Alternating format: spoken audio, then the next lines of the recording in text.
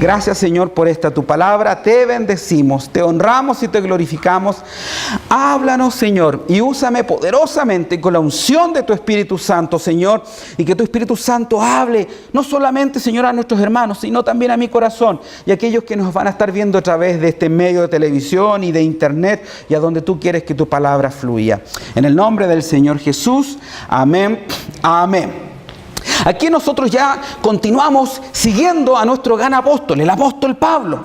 Todos sabemos que ya había sido comisionado de Antioquía, ¿cierto? En Hechos capítulo 13, la iglesia de Antioquía lo envía, lo comisiona en una misión apostólica. Y Pablo, bueno, comenzó su ministerio predicando en distintas provincias, en distintos lugares, pero siempre se movió en todo lo que era Asia o el Medio Oriente. A todo esto, el Medio Oriente fueron los ingleses, el Imperio Británico, que le puso Medio Oriente a eso, ¿ya? Porque quisieron separarlo del extremo oriente, donde está Japón, China y toda la cosa, la India para allá. Entonces, Pablo predicaba. Entonces, Pablo siempre tenía el enfoque y la visión de que él estaba llamado a predicar en ese sector de Asia. Sin embargo, como predicábamos en otros sermones anteriores, el Espíritu Santo apareció y le prohibió predicar en Asia, ¿cierto? Porque Dios tiene una visión más amplia que nosotros. Y nosotros como cristianos siempre tenemos que estar sujetando y fraguando nuestro corazón frente a lo que Dios quiere hacer cada día. El Dios que nosotros tenemos es un Dios ilimitado. Por eso nadie puede ponerle límites a tus sueños. Nadie puede ponerle límites a lo que anhela tu corazón hacer. Es Dios muchas veces el que alimenta nuestros sueños. Por eso una de las cosas que yo siempre le digo a los jóvenes: sigue soñando, trabaja por esos sueños, porque ahí tenemos el caso de José, por ejemplo, que llegó a ser en Egipto el primero, obviamente, después de Faraón. Y aquí nosotros nos encontramos cómo Dios cambió la dirección del apóstol Pablo y lo envió a Europa. Y él ni siquiera sabía lo que iba a suceder en Europa. Cuando entran a la primera ciudad, en Filipos, y se encuentran ¿con quién? Con una mujer. Dice la escritura que era vendedora de púrpura. Se piensa que tenía muchos recursos, porque la púrpura obviamente era una tela, era un material que era muy caro, así que era una mujer, una empresaria. Entonces fue una empresaria en este caso la que abrió las puertas para que el apóstol Pablo entrara a predicar, a anunciar el evangelio. Sin embargo, algo sucedió, algo ocurrió, que cuando esta mujer lo recibió en su casa, comenzó a levantarse una iglesia en su casa. Pero algo pasó. Y aquí es lo que a lo mejor nos va a pasar a nosotros. Y yo quiero que tú pongas atención. Empezaron los problemas, empezaron las dificultades, empezó la persecución, empezó la crisis.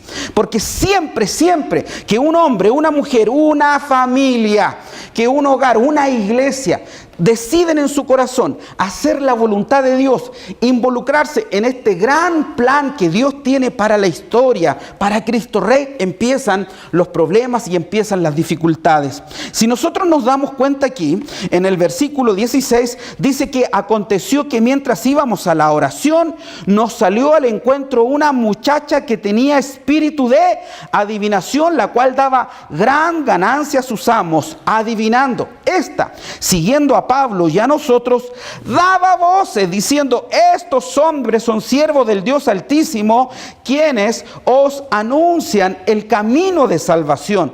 Y esto lo hacía por muchos días. Mas, desagradando a Pablo, éste se volvió y dijo al espíritu: te mando en el nombre de Jesucristo que salgas de ella. Y salió en aquella misma hora. Pero viendo sus amos que había salido la esperanza de su ganancia, prendieron a Pablo y a Silas y los trajeron al foro ante las autoridades. Y presentándolos a los magistrados, dijeron: estos hombres, siendo judíos, alborotan nuestra ciudad. Una de las cosas que van a empezar a suceder es que va a venir la persecución, va a venir la prueba. ¿Te estás encontrando con problemas y dificultades en tu casa? estás encontrando con oposición en el trabajo.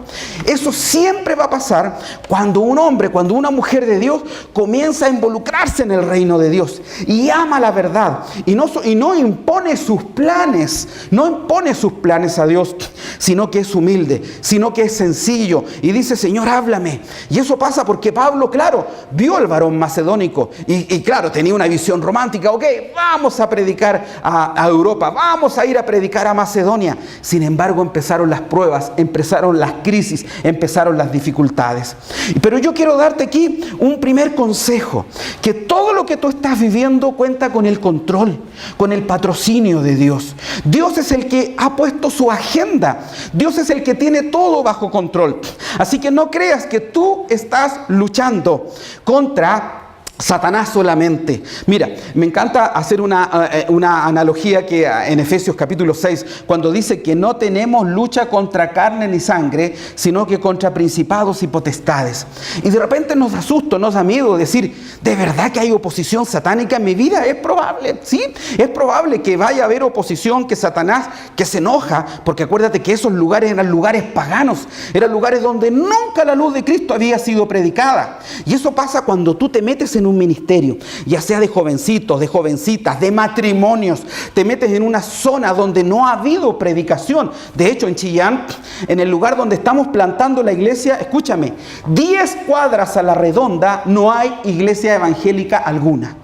No hay 10 cuadras a la redonda. Ni siquiera están nuestros hermanos pentecostales, que tú sabes que están en todo lugar. Entonces, es aquí cuando nosotros tenemos que estar orando, ayunando, apercibidos, como dicen nuestros hermanos pentecostales, apercibidos de la gracia del Señor. Acorázalo con tu justicia, decía alguien, ¿cierto?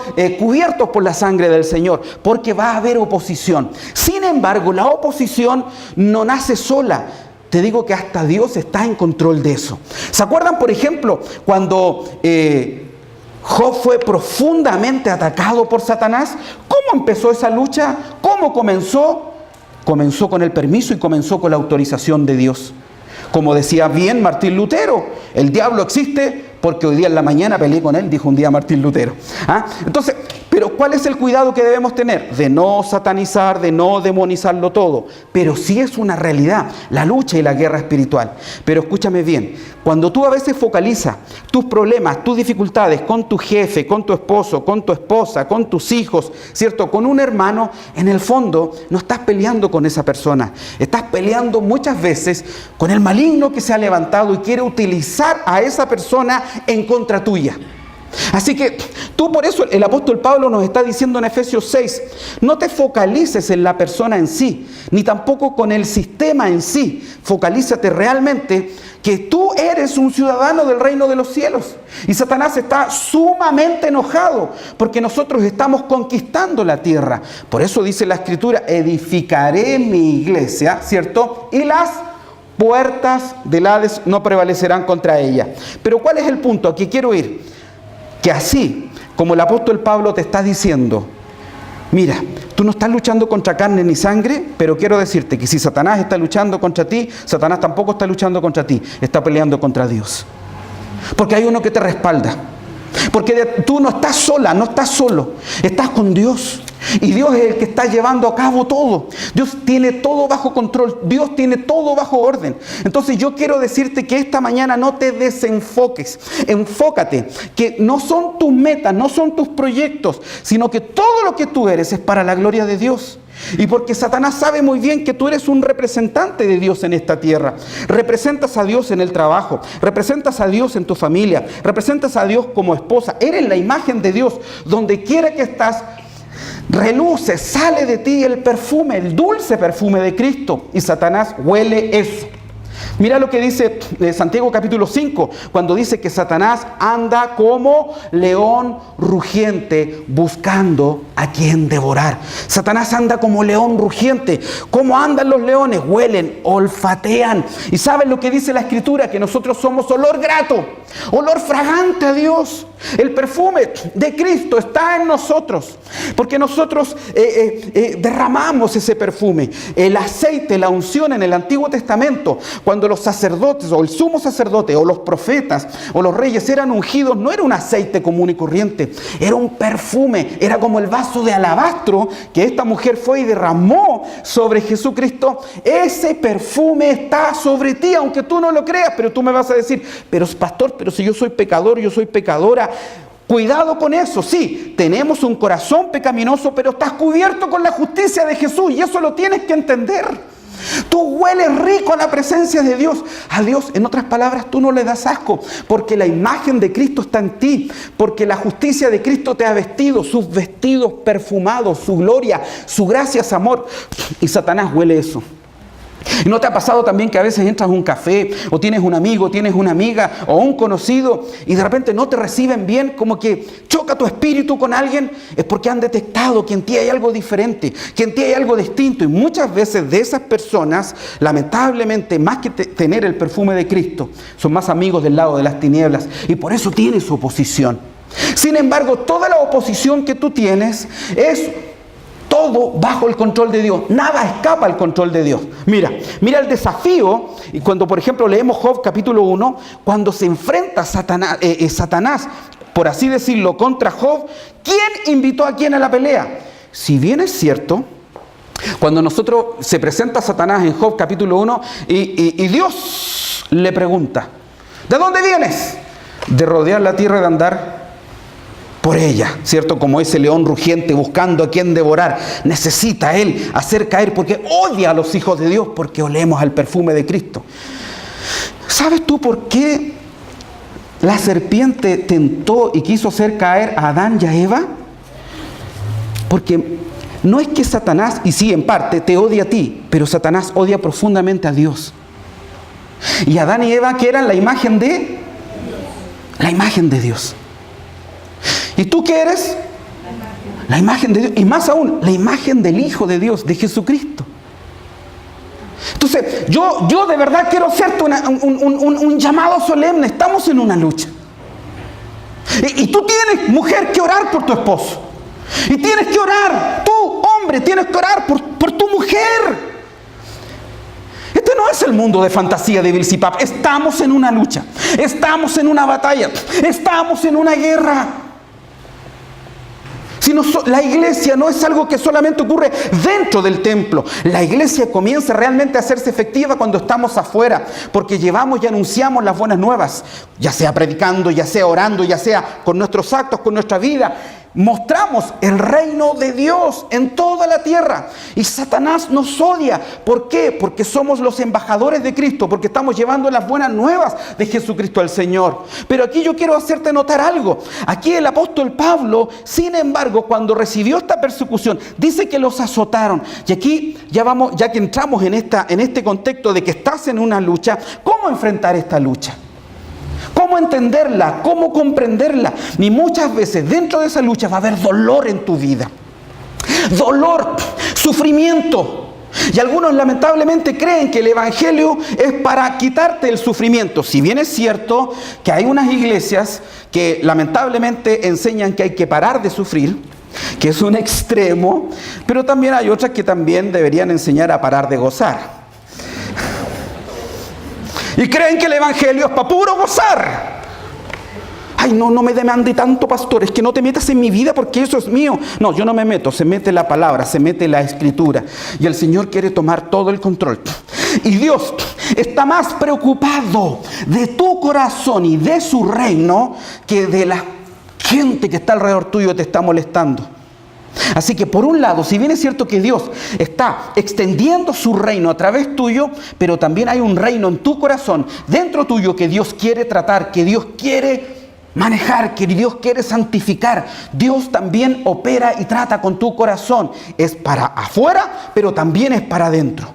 Cuando Dios tomó a José y lo hizo pasar por todas esas crisis, y ahí vemos como que Dios estaba ayudando a José, perfecto, y José empezó a ser un elemento de bendición para muchos. Fue de bendición en la casa de Potifar, ¿cierto? Hizo prosperar a Potifar, y la gente de afuera obviamente recibió su bendición. Fue de bendición en la cárcel, ¿se acuerdan? Fue de bendición en la cárcel y fue de bendición. Pero ¿acaso tú no crees que todas esas circunstancias que vivió, todo eso que él vivió, fue también para cambiar su corazón.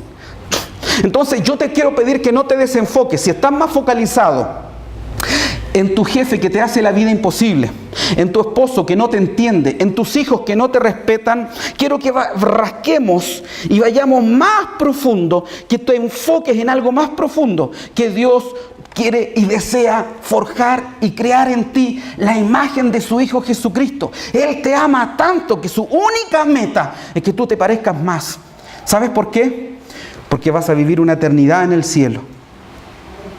Porque tu meta no es esta tierra. Amamos esta tierra y no, ahí no voy a entrar en escatología, pero creo que esta tierra también va a ser parte del plan universal y del reino, que toda esta tierra va a ser restaurada. No desechamos el mundo, pero Dios está más orientado a trabajar en tu corazón y en mi corazón. Así que con este sermón déjate de pensar en tu vecina y en tu vecino, y en la persona que está al lado, porque te lo estoy predicando a ti. Las presiones de la vida, nuestro corazón es como una esponja. Tú nunca vas a saber qué hay dentro de la esponja hasta que lo aprietas. Hasta que lo aprietas.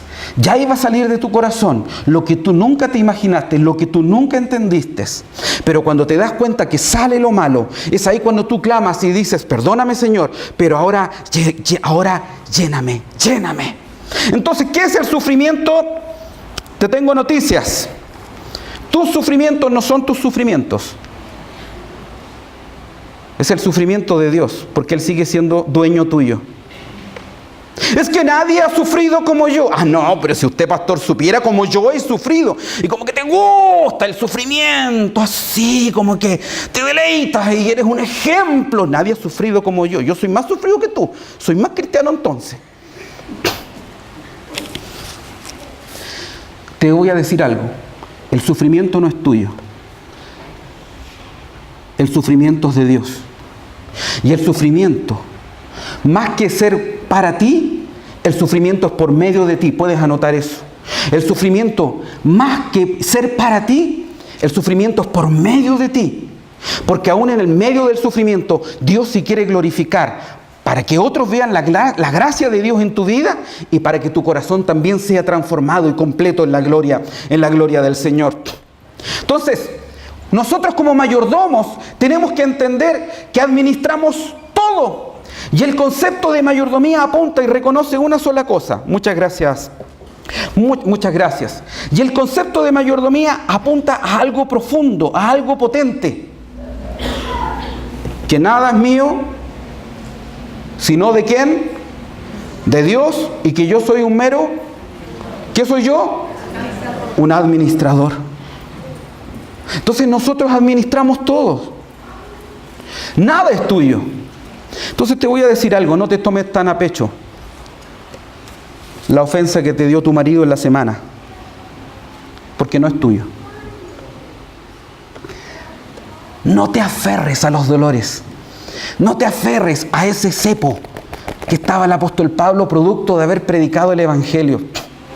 Mira cómo respondió el apóstol Pablo. Mira lo que respondió. Ahí estaban todos apaleados, estaban amarrados, estaban en lo más profundo de su prueba, de su dificultad. Y de repente Pablo miró a Silas.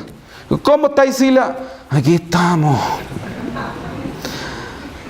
¿Te duele? Me duele todo. Ya, alaba. ¿Qué?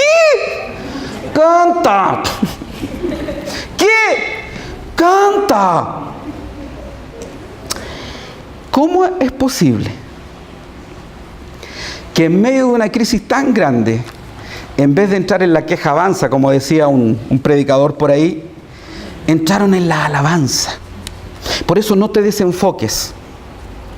Pablo sabía muy bien que era un instrumento de Dios y que estaba entrando en una tierra donde nunca antes había predicado el Evangelio. Y junto con entrar en esa tierra, también Dios a través de ese proceso estaba trabajando con él dentro de su corazón. Y te voy a decir una frase que yo creo, no sé si la puedes anotar. Mira, la anoté aquí y dice así: Dios te llevará donde tú no quieres ir para producir en ti lo que tú no pudiste producir por ti mismo. Dios te llevará donde tú no quieres ir para producir dentro de ti lo que tú no puedes producir por ti mismo. Y con esto lo voy a leer otra vez. Dios te llevará donde tú no quieres ir para producir en ti lo que tú no pudiste o no puedes producir por ti mismo. Hay gente que dice que cuando pasamos por crisis y por dificultades, siempre Dios va a sacar lo bueno de ti para que te des cuenta y saques el campeón que hay en ti, para que saques el superhéroe que hay dentro tuyo. No, no es así. Dios te va a llevar a crisis, a situaciones difíciles, a situaciones súper complicadas. Te va a llevar a los momentos más extremos de tu vida. No para que mires dentro tuyo y digas, ¿dónde está mi paciencia, mi bondad? ¿Dónde está mi templanza? Para que digas, Señor, ahora sí que me doy cuenta que me falta amor. Pon amor en mi vida. Ahora, Señor, me doy cuenta que no soy agradecido, que no agradecía cosas más grandes o las cosas pequeñas, Señor. Ahora quiero agradecerte porque a pesar de que me he quedado sin nada, he descubierto que tú estás conmigo, Señor. Y yo no sé a dónde te ha llevado Dios. Y yo no sé en qué situaciones, si te encuentras dentro de un cepo, producto de la predicación del Evangelio, producto de una cárcel, pero en el fondo Dios está detrás de eso. Dios está detrás de la muchedumbre que te acusa. Dios está detrás de los oficiales, de los soldados, de los centuriones que te acusan. Dios está detrás de todo. Porque hay un plan más grande. Hay un plan más grande, porque en el fondo no se trata de ti, se trata de Dios. No se trata de ti. Y aquí nosotros nos encontramos con el Evangelio que nos quiebra y nos fractura. Y esto es lo más profundo del Evangelio.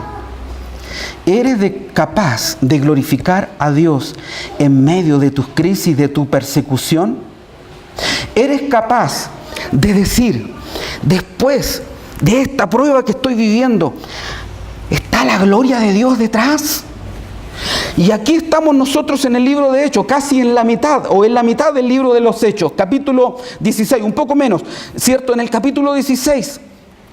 Pero Pablo tenía su enfoque en la gloria de Dios, en algo más grande, en algo más profundo. Pablo nunca se puso en el centro.